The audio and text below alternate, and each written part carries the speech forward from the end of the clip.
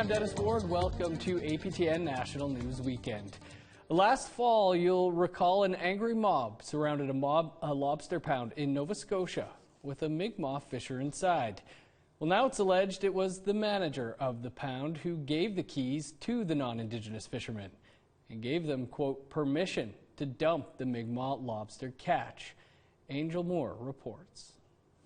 Mi'kmaq fisher Shai Francis of Sabaganagati First Nation was at the West Pubnico lobster pound last fall when people inside were destroying the Mi'kmaq lobster catch.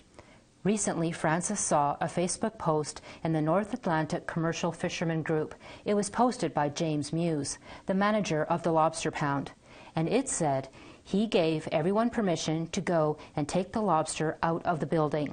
So if you would like to call me and would like to talk to you and your lawyers to get the charges dismissed. Muse also posted his phone number, and Francis called him to verify the post. He said that he was the manager of that pound and that he gave permission to those fellers to take the keys and open them up and do as you will with the crates and the lobster that's in there. When we called the number ourselves, Muse verified that this was his number. Hi, I'm looking to speak with James Muse. Yes, and? Is this him? Yep. But he declined to comment.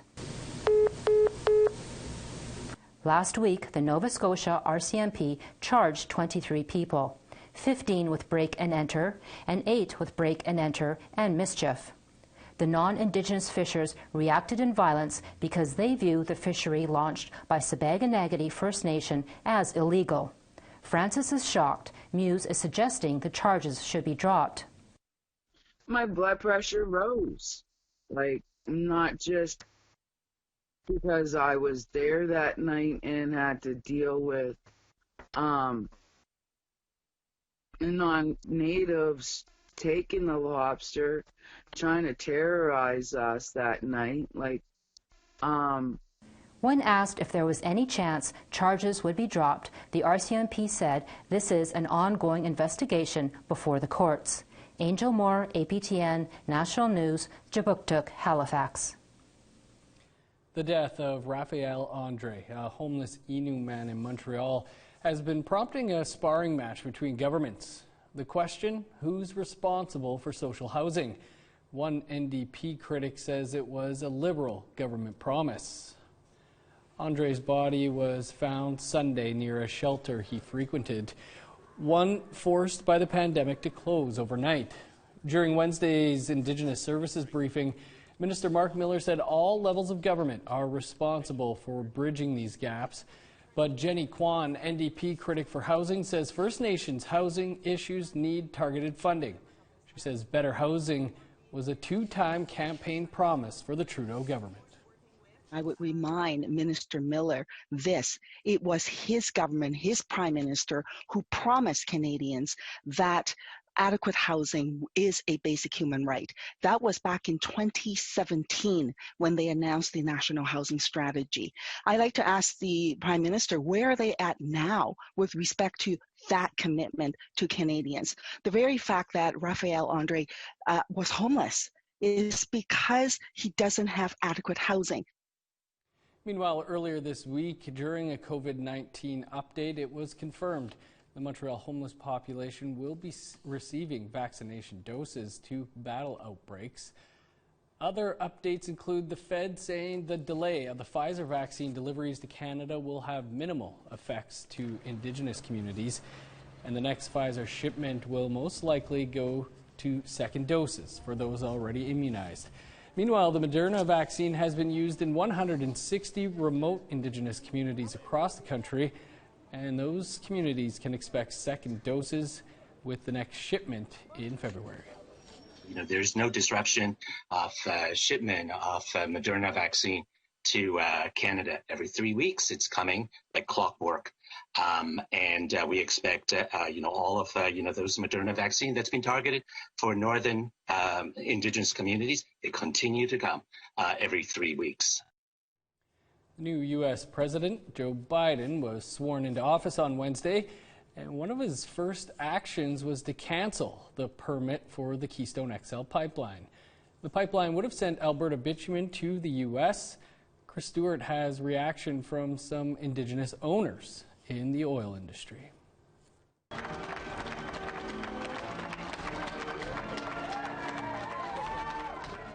New President Joe Biden is implementing a new climate change policy. On his first day, Biden canceled the $10 billion Keystone Pipeline project. It was already under construction in Alberta at a cost of at least $1.1 billion. Indigenous business owners are saying that the cancellation will mean more hard times. It's all about supply and demand. And without any pipelines leaving the province, the demand is there, but we can't get the supply out to it, right? Whether it's tidewater or down south to the Americans. It'll have a big impact, right? So now there's going to be less drilling rigs, less opportunities for us. The oil industry is still reeling from the price recession from 2014. He says the cancellation means more projects will stop. We're probably banking on that pipeline going through, and now that it's not, I'm sure there's going to be projects that are going to be canceled or mothballed or put on the shelf for a while. Judy Desilets owns Top-Notch Oilfield Contracting, based in British Columbia. She wants the new president to change his mind and allow the pipeline. She says he does not understand the high standards that are used for construction of the pipeline.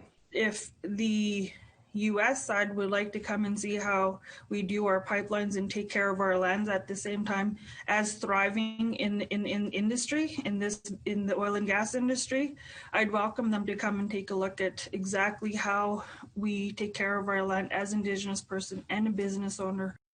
Sean McDonald says Energy East should be constructed.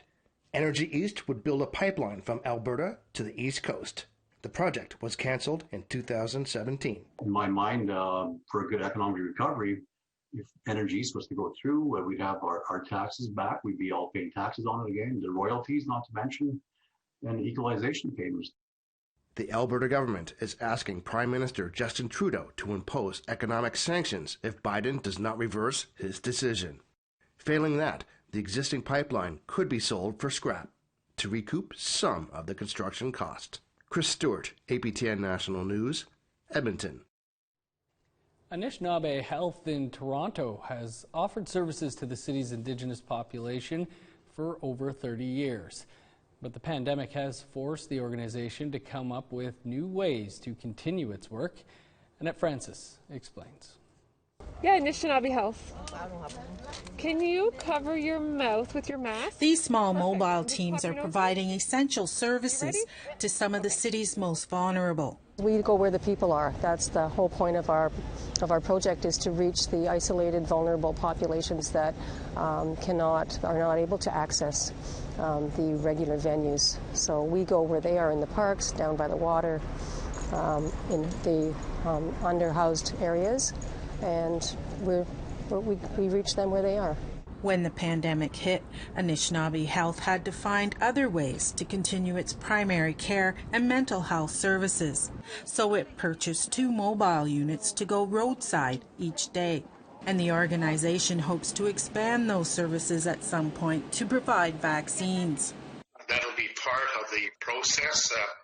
We're a community health center, so as such, all community health centers in the province will get allocations so that they can move forward towards vaccinating communities. We're on the ground in the community. It'll make sense to, at some point in time, ramp up through that kind of model. I'm sure, that's under consideration as we move through the levels of providing the vaccine. Registered nurse Jessica Morris is a team member. She says it means a lot to be out here each day providing COVID tests. I think it's super important for us to reach the vulnerable population of Toronto, where we're not asking everyone for an OHIP card. They don't need ID.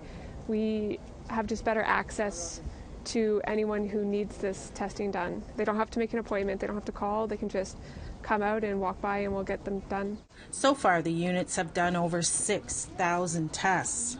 we're averaging about over 100 contacts a day, which is amazing. My team is incredible.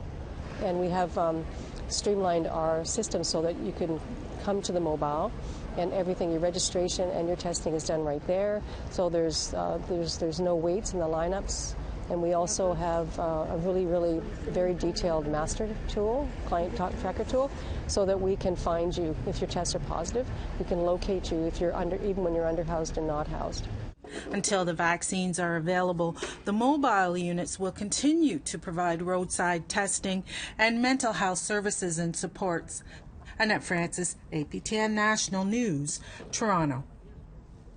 Still to come, why the Manitoba Métis Federation is opening its own COVID-19 testing sites. Stick around.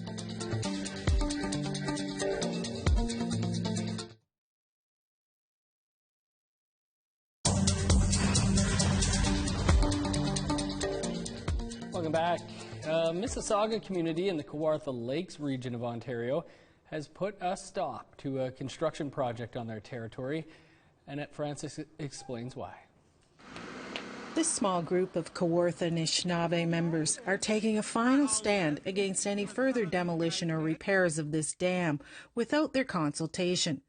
They put a halt to any work on the dam at Lock 28 since it began 5 days ago.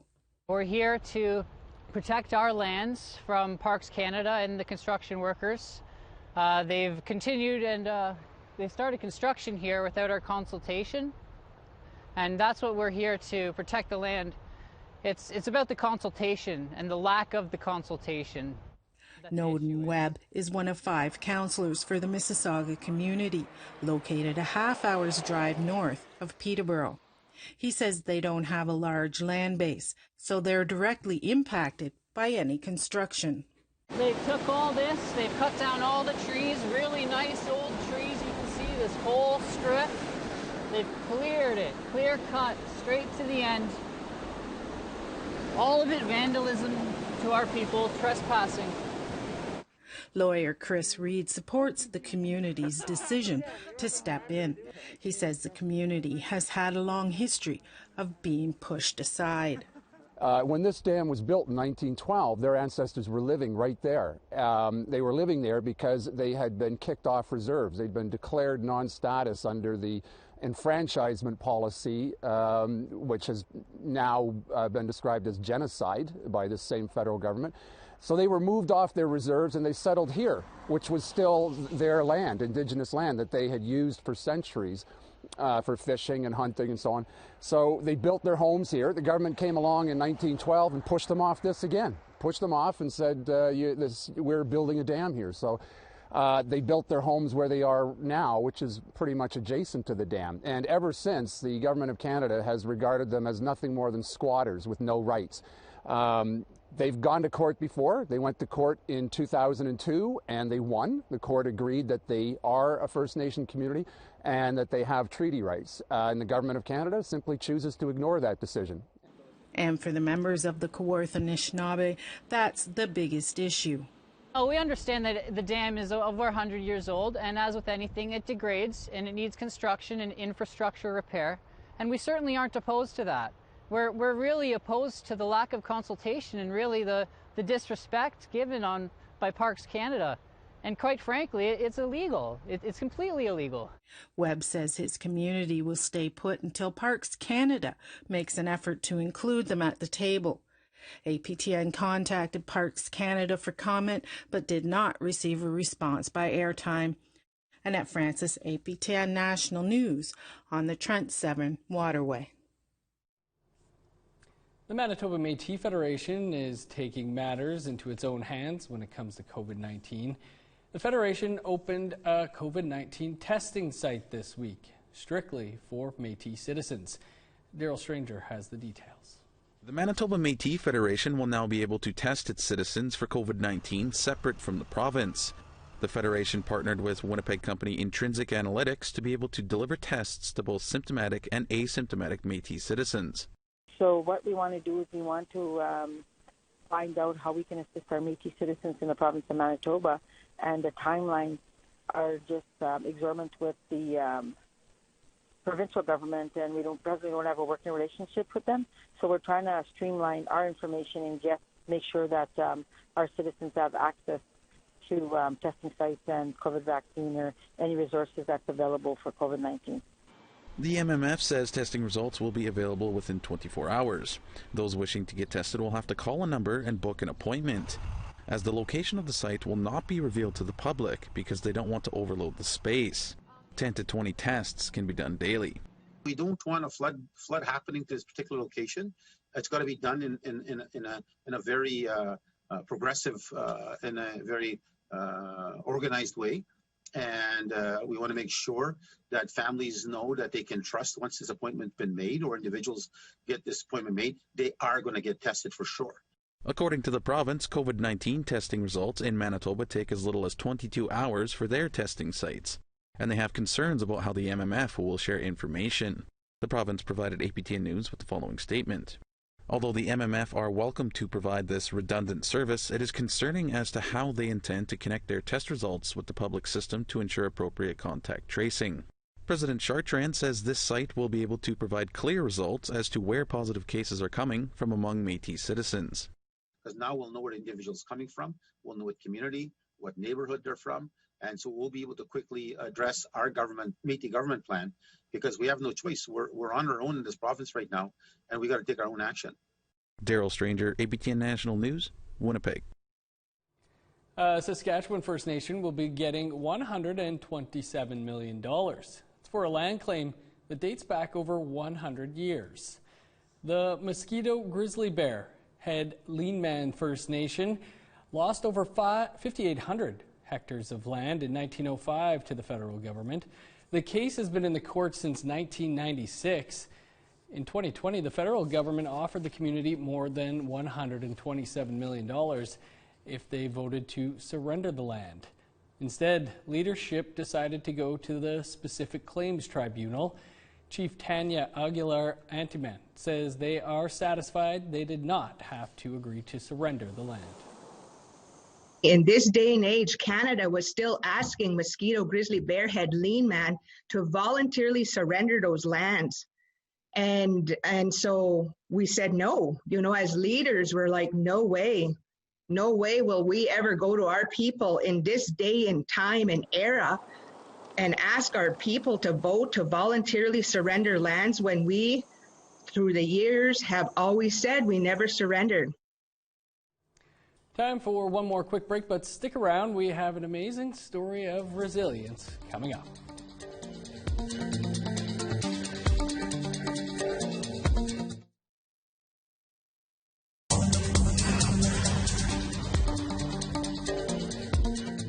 Welcome back. After spending years living on the streets as a drug user, a Yukon man is making a name for himself through his stunning wood carvings and engravings. As Sarah Connors tells us, art and a little help from his community helped him get clean while discovering his full potential. A few years ago, Thomas Fawcett was a drug addict living on the streets of Vancouver. Now he's a highly regarded carver. Still has some cracks, but I got a lot of cracks too.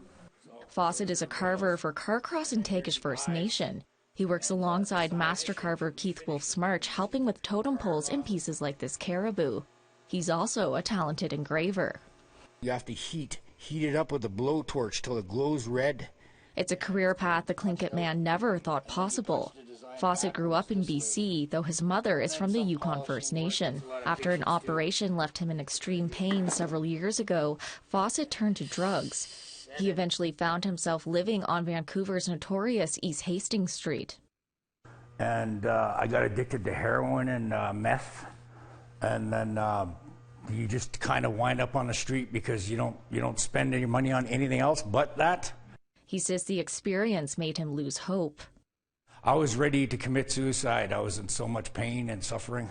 Suicidal and with nowhere to go, Fawcett went to his mother's First Nation in 2016.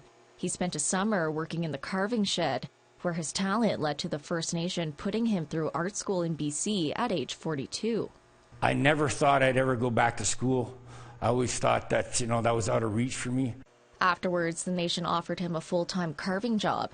He says the work has helped him remain drug-free for 5 years. Doing this art is like, my mind just turns off and the clock just disappears.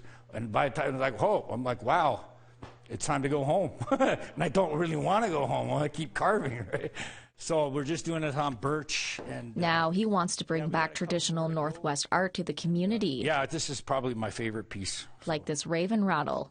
If you can make a raven rattle, you're a carver. Because they're really complicated, but they're always the same. He also wants to give back to the First Nation that's helped him, like providing carving lessons to anyone who's willing to learn. This is how you do it the right way. Just remember that. While Fawcett says some days are still a struggle, his community and his job give him strength to keep on the right track. It's really good healing. It's therapy. And it's healed me so much from all the things that all the trauma that I've had and stuff in my life. Sarah Connors, APTN National News, Carcross. What a great story. Never too late to turn things around. One of the oldest and most prestigious yacht clubs in Vancouver has a new captain running the ship. As Tina House explains, the new Commodore hopes to take the exclusive club in new directions as its leader.